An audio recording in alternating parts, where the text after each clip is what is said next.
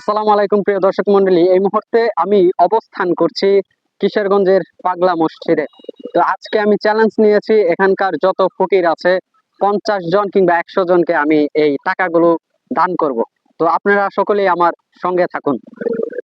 তো প্রথমেই দান করার উদ্দেশ্যে আমি রওনা হলাম পাগলা মসজিদের দান বাক্সে। তো দান বাক্সে যাওয়ার সময় অনেক মানুষ এবং এখানে যে দান বাক্সটা আসছিল এটার ভিতরে এত পরিমাণে টাকা জমছে, মানে ভিতরে টাকা যাচ্ছিল না। তো একজনকে বললাম যে এই ঢুকানোর মতো ব্যবস্থা করে দেন।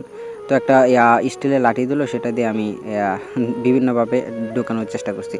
তো এরপরে ওইখান থেকে বের হওয়ার পর বিভিন্ন লোকজনকেই টাকা দেওয়া শুরু করি এবং এখানে যারা পাগলা মসজিদে আসেন তারা কিন্তু জানেন যে কি পরিমাণের যে ভিক্ষুক বা ফকির তারা বসে থাকে। তো প্রচুর পরিমাণে এখানে প্রায় 1-150 মতো ফকির কিন্তু ছিল। তো প্রত্যেককেই কিন্তু আমি দেওয়ার চেষ্টা করেছি। আর বিশেষ করে এখানকার যে আজকে যে অর্থগুলো সাহায্য করছি, যে মানুষটি টাকা দিয়েছেন ফকিরদেরকে টাকা দেওয়ার জন্য, সে হচ্ছেন মোহাম্মদ আলম।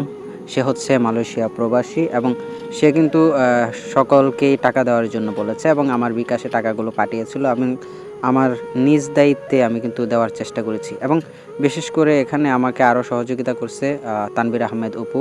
তো আমি একলা পারতেছিলাম না, অপু কিন্তু আমাকে সাহায্য করছে। তো দান করার পরে যে একটা শান্তি আসে সেটা বলার মতো না। আসসালামু আলাইকুম। এতক্ষণ আপনারা দেখলেন আমি আমি সহ আমার ব্যাকগ্রাউন্ডে অনেক বন্ধু বান্ধব আমাকে সাহায্য করছে, তাদেরকে দান করার জন্য। আমরা চেষ্টা করেছি আমাদের সাধ্য অনুযায়ী সকলকে কিছু না কিছু দেওয়ার জন্য।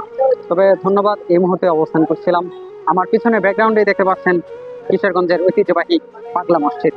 তো সকলে আমার সঙ্গে থাকুন। আর যারা যারা এখনো আমার পেজটাকে ফলো করে নাই, সকলে ফলো দিয়ে পাশে থাকবে, এবং যারা ইউটিউবে দেখছো, যারা সাবস্ক্রাইব করে নেই, সকলেই সাবস্ক্রাইব করে আমার পাশে থাকবেন। ধন্যবাদ সকলকে।